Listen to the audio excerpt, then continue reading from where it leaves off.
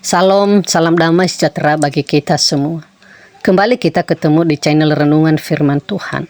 Tujuan renungan ini supaya setiap orang yang percaya kepada Tuhan, yang sedang mengalami tantangan masalah hidup di dalam kehidupannya, mendapatkan kekuatan yang baru dan dapat dipulihkan, dikuatkan melalui kebenaran firman Tuhan. Itulah sebabnya channel ini hadir bagi kita, supaya bertujuan bahwa kita tidak putus asa dalam setiap persoalan masalah yang kita alami. Bahkan, kita juga mengerti bahwa di dalam persoalan itu ada Tuhan yang selalu menyertai dan memberikan kekuatan kepada kita. Itulah sebabnya tiap-tiap hari kita akan merenungkan kebenaran firman Tuhan. Sebelum kita merenungkan kebenaran firman Tuhan, terlebih dahulu kita berdoa di hadapan Allah.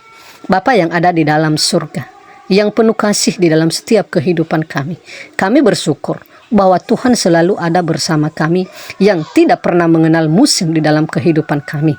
Itulah sebabnya kami sebagai anak-anak Tuhan yang tetap percaya di hadapan-Mu, kami serukan di hadapan-Mu, berikan bagi kami roh-Mu, berikan bagi kami kekuatan, sehingga semasa kami ada di dalam dunia, kami layak dikatakan bahwa anak-anak Tuhan, karena kami mampu mempertahankan iman kami di hadapan Tuhan. Terima kasih Bapa, berikan bagi kami roh-Mu, sehingga kami mengerti, memahami, dan kami tahu bahwa selalu ada Tuhan bersama-sama dengan kami. Terima kasih Bapa. Inilah doa dan permohonan kami. Dalam nama Tuhan Yesus kami berdoa. Amin. Renungan kita pada saat ini kita ambil di dalam kitab Wahyu pasal 11 ayat 15 sampai 19. Sangkakala yang ketujuh, nyanyian puji-pujian para tua-tua. Lalu malaikat yang ketujuh meniup sangkakalanya, dan terdengarlah suara-suara nyaring di sorga, katanya, pemerintah atas dunia dipegang oleh Tuhan kita, dan Dia yang diurapinya, dan Ia akan memerintah sebagai Raja sampai selama-lamanya. Dan ke-24 tua-tua yang duduk di hadapan Allah di atas tahta mereka, tersungkur dan menyembah Allah, sambil berkata, kami mengucap syukur kepadamu ya Tuhan, Allah yang Maha Kuasa, yang ada dan yang sudah ada, karena Engkau telah memaku kuasa-Mu yang besar dan telah mulai memerintah sebagai Raja. Dan semua bangsa telah marah, tetapi amarah-Mu telah datang, dan saat bagi orang-orang mati untuk dihakimi, dan untuk memberi upah kepada hamba-hamba-Mu, nabi-nabi dan orang-orang kudus, dan kepada mereka yang takut akan nama-Mu, kepada orang-orang kecil dan orang-orang besar, dan untuk membinasakan barang siapa yang membinasakan bumi. Maka terbukalah bait suci Allah yang di sorga, dan kelihatanlah tabut perjanjiannya di dalam bait suci itu, dan terjadilah kilat yang deru-geruh, yang gempang bumi, dan hujan es lebat.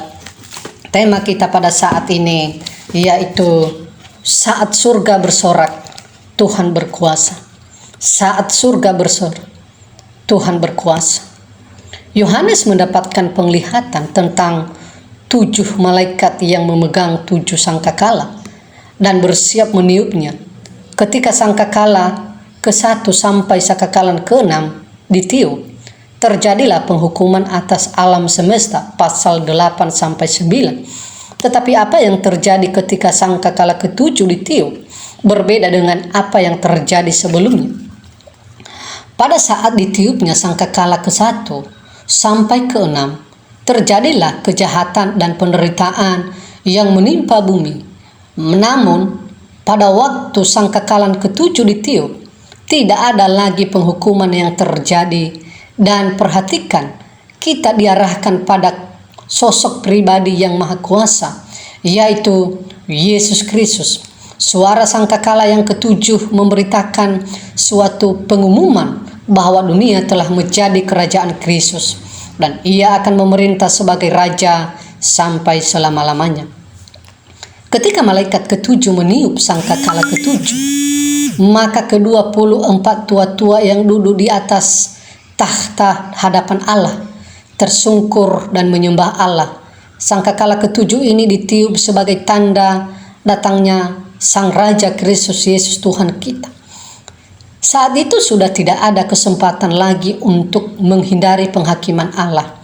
Bagi mereka yang percaya dan setia sampai akhir, akan mendapatkan upah kehidupan kekal.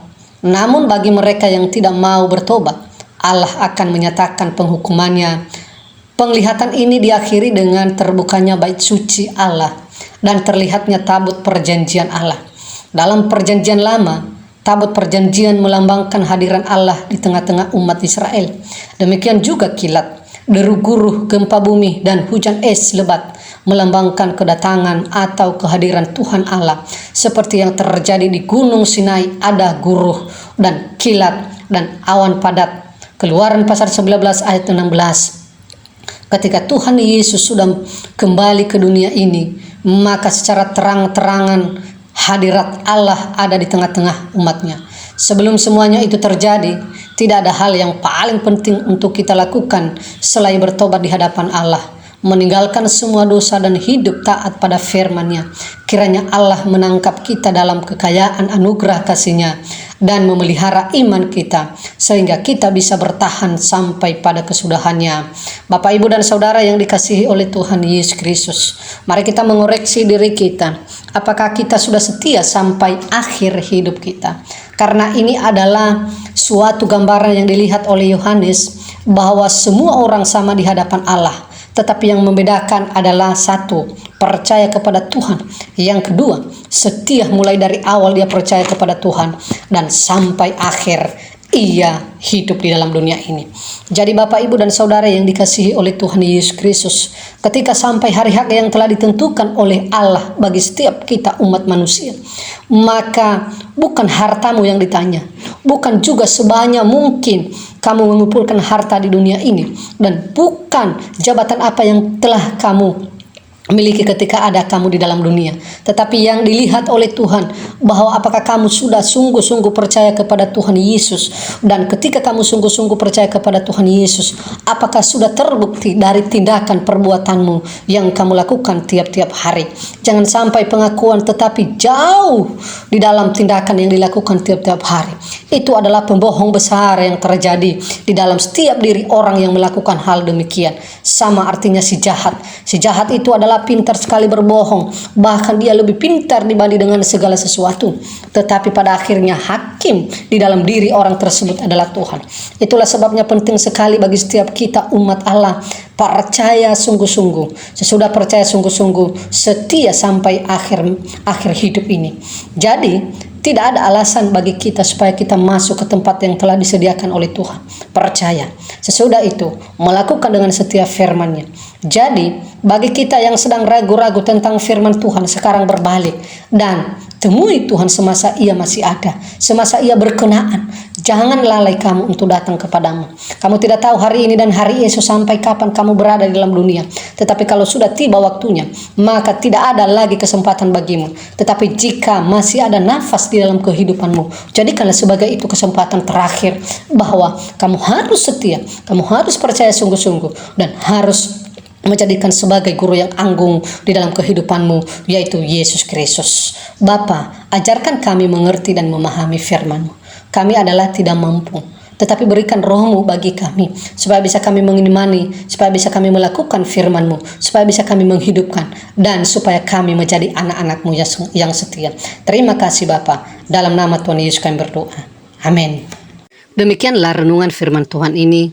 Semoga Bapak Ibu dapat diberkati. Jika Bapak Ibu diberkati melalui renungan ini, silakan like, komen, dan subscribe, atau tinggalkan pesan-pesan di kolom komentar, atau juga pokok-pokok doa yang bisa kami doakan bersama-sama. Terima kasih, Tuhan Yesus memberkati.